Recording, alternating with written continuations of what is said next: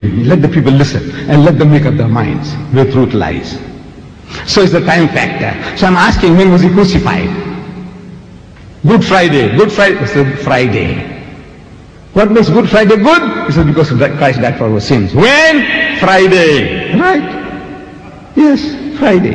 That's what made Good Friday good. I said, when was it? In the morning or the afternoon? So the clever man tells me it was in the afternoon. It was about 3 o'clock that he was put on the cross. And no man is expected to die within 3 hours on the cross. It was supposed to be a slow, excruciating death. That was the purpose, not for killing a man. The Phoenicians had tried, spearing the man, he died too soon. Drowning the man, he died too soon. Boiling water, boiling oil, died too soon. They wanted somebody to die slowly. The guy is lingering on and on, 3 days, 4 days, 5 days. Times history records, up to 6 days the guy would be alive on the cross. It was to be a slow, lingering death. That was the purpose of crucifixion. But they say he died. Okay. So before evening they brought it down. And the Bible tells us the Jews gave him a Jewish burial bath. The ghusl we give to the dead. Then they put 100-pound weight of medicines around him, like we put camphor to the deceased. 100 pounds weight to put that plastering, 100 pounds. That's what the Bible says. 100 pounds weight. That's what the Bible says. 100 pounds weight was plastered around him, and they put a shroud around him, and they put him into a sepulcher. Sepulcher is not a grave. It's not a grave. It is a big roomy chamber, according to Jim Bishop, a Christian author. In his The Day Christ Died, the name of his book, he said that this tomb was 5 foot wide by 7 foot high and by 15 feet deep. It was like a big roomy chamber with a ledge or ledges inside. So they put him into that sepulcher, and they put a stone in the opening, and they went away. And there was a storm, thunderstorm, lightning, earthquake. Shh. Everybody would enjoy their Roman holiday. Everybody runs away home. You don't want to get wet. An earthquake. Sure. All these things to chase people away. Giving helping hands if they were there to help him, to secure him, to save him. All right. Let's not go into details. So by the time they brought the body down, hurry. They were in a hurry to put him up. Now in the Bible, and they were in a hurry to bring him down because of the Sabbath. Because on Friday at sunset, it is the Sabbath. Yom Sabt. It's the night comes first, then the day. In Islam, night and day. Ramadan starts. See the moon? Night. Ramadan first night. You see the moon? Ramadan starts. You see the moon? Stop fasting. Same thing to the Jews. At sunset, the day changes. Not the Westerner, 12 midnight. Damn it, all you wait till midnight to see the day is changing. But that's your system. That's your system, 12 midnight. You say now it's 1 a.m. 1 a.m. morning. So, right. So they brought the body down. And they put the body into the grave. Into the sepulcher, not a grave. So, Friday night, he's supposed to be in the grave. Saturday morning, the Bible doesn't say when he came out, Saturday morning he's still supposed to be in the grave. Watch my fingers. No tricks of the hand, the sleight of the hand. The guy in the circus, he's clowning and he's doing this and that and he's deceiving you with his movements of his fingers. No, watch here, watch mine. Friday night, he's supposed to be in the grave. Saturday day, he's still supposed to be in the grave.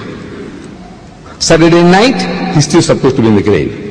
Sunday morning, the first day of the week, when Mary Magdalene goes to the tomb is empty.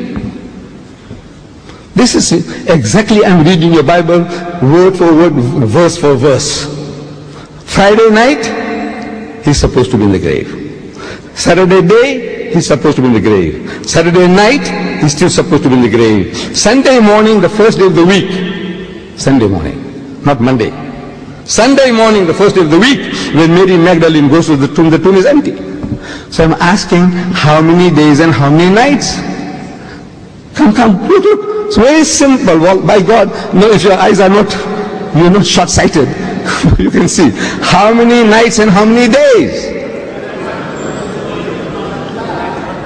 Huh?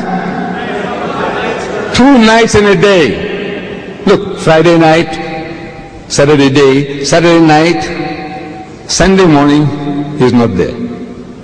2 nights in a day. What did he say? For as Jonah was 3 days and 3 nights in the belly of the whale, so shall the Son of Man be 3 days and 3 nights in the belly of the earth. He said 3 and 3, 3 and 3. What we see is 2 and 1. I want to know from you Christians whether this 2 and 1 and 3 is the same. Come on.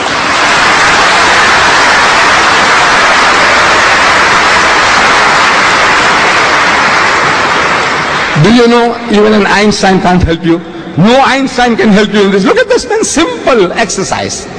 2 nights in a day. He said 3 and 3. 3 and 3. He repeats it 4 times. And he's only giving you 2 and 1. Again he let you down. Look, there's something wrong. That's what the Muslims trying to tell you. There's something wrong with your reading of this. I'm not saying that your Bible is false. This is wrong. No. I didn't say that. I said, you English people, man, you English speaking people, you gave me your Bible in the King James Version, and I like that English. I liked it. I like it. And now I read that Bible you gave me, and I see that is exactly opposite of what you're telling me. Believe me, exactly opposite of what you are trying to tell me. I read it, and that's how I understand. So I'm asking you, is this like Jonah or unlike Jonah? Is this 3 and 3? Is this the same as this? I'm asking you. Look, I'm trying to be clever, funny. No, that's what I said. Look, this is what you are telling me. I read this. This is what I find here. You explain that to me now. You explain that to me. As a Sunday morning, first day of the week, Mary Magdalene goes to the tomb. So I'm asking, why did she go there? The Bible says to anoint him. The Hebrew word anoint is masaha. We do also masah. You know, every Muslim, we make wudu, ablution. And in the ablution, what we do? We wet our hands. And what do you call that? Masah. Masah means to rub. In Hebrew, masah means to rub, to anoint. So I said, why did this woman go there? It says to anoint him, to rub him. I'm asking, do Jews massage dead bodies after 3 days? Do they? You Christian, do you massage your dead bodies after 3 days? No? We are the closest to the Jew, the Muslims, in our ceremonial law. Do we Muslims massage dead bodies after 3 days? Do we? No. Then why would a woman go along to find a dead, rotting body after 3 days? You know, within 3 hours, this rigor mortis sets in. The hardening of the cells. The decomposition starts taking place. In 3 days' time, the thing is rotting inside, fermenting inside. Such a rotting body, you go and massage it, falls to pieces. It will fall to pieces. So what does she want to do? Unless she's looking for a live person. She must be looking for a live person, because she was about the only woman, besides Joseph of Arimathea and Nicodemus, who had seen the final rites given to Jesus. She was about the only woman. So she knew that she had seen signs of life. If at all, if the crucifixion took place, as they say, that she had seen signs of life. That after 3 days she is returning to give him treatment. She's worried about the stone. That now what am I going to do with the stone? And when she reaches the tomb, pleasantly surprised, she finds the stone was removed. It was already removed. So she looks inside the cave, in the cave, and she finds empty. So she starts to cry. It's an anti-climax to what she had expected. Jesus was watching her from wherever he was. Not from heaven, from this earth. You see, this tomb was a privately owned property belonging to Joseph of Arimathea, a very rich, influential Jewish disciple of Jesus, who could afford to carve out this big roomy chamber a sepulchre for himself. Around this sepulchre he had his vegetable garden and his country home, where he went for his holidays, for the weekends with his family. It's not out in the bundu that he was planting wheat and corn for other people's sheep and goats to graze upon. He must have his gardeners, quarters, people to look after his garden. This is all the scene. And Jesus is there. He sees this woman. He knows who she is. So he comes up to her from behind. And he finds her weeping. So he said, woman, woman, why weepest thou? Whom seekest thou? Doesn't he know? Doesn't he know? Of course he knows. Then why does he ask such a silly question? No, no, it's not a silly question. Actually, he's pulling her leg, metaphorically. Not physically, metaphorically. He's pulling her leg. Says, woman, why weepest thou? Whom seekest thou? She, I'm reading your Bible. She, supposing him to be the gardener. I'm asking, why does she suppose he's a gardener? Do resurrected bodies look like gardeners? Huh? That we all, when we are resurrected at the end of time, everybody wakes up as a gardener. So the wife doesn't know that whether this is a husband or father or grandfather, everybody is a gardener. Her son, she doesn't know who's who. Is that how it is? No, the resurrected bodies will be yourself. Everybody will be able to recognize you. It will be the real you. So why does she suppose he's a gardener? I said, because he's disguised as a gardener. Why is he disguised as a gardener? What for? I say, because he's afraid of the Jews. Why is he afraid of the Jews? I say, because he didn't die and he didn't conquer death. Had he died, and if he had conquered death, there's no need to be afraid anymore. Because the resurrected bodies can't die twice. You asked me, who says that? I said, your Bible. Paul says, it is ordained unto all men once to die, and after that the judgment. You can't die twice. So if he had conquered death, no need to be afraid, because nobody can kill him anymore. But he had escaped death by the skin of his teeth. If he gets caught, they'll make doubly sure, the Jews make doubly sure that they kill him. So he's disguised as a gardener. She's supposing him to be the gardener. Says, sir, if you have taken him hence, tell me, where have you laid him? To rest, to relax, to recuperate, not where have you buried him? So that I might take him away. I alone, one frail Jewess, carrying away a dead rotting corpse of at least 160 pounds, not like me, I'm 200. Not like me. Jesus, you know, sorry, muscular young man, 160 at least, with 100 pounds weight of medical, make him 260. Can you imagine this Jewess carrying this rotting corpse like an American superwoman? You know, she could do. I said, take him and carry him and take him where?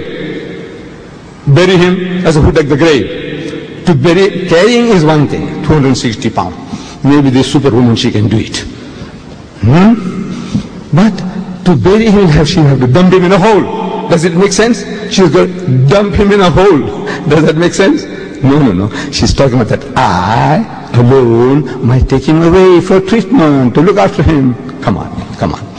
My dear brothers and sisters, look, each and everything, every verse I'm telling you now, I give you 30 different reasons from the Bible that Jesus didn't die. He was alive, he was alive, he was alive. 30 different reasons from the Bible. I have written a book called Crucifixion or Crucifixion. I don't know whether it's available in this country, but you write to me, you should get it, or in my volume 2 of the choice, you should get it. I would rather, I can see the enthusiasm among my Christian brethren, I would rather give them the chance to ask questions. And there are 2 mics available. There's one on this end and on this other end. I want people to queue up, you know, and then we will ask one at a time, one to the right, one to the left, one to the right, one to the left. But give our Christian brothers a preference, that's all. You Muslims also have a right to ask questions, but give our Christian brethren a preference to ask questions first. Message, thank you.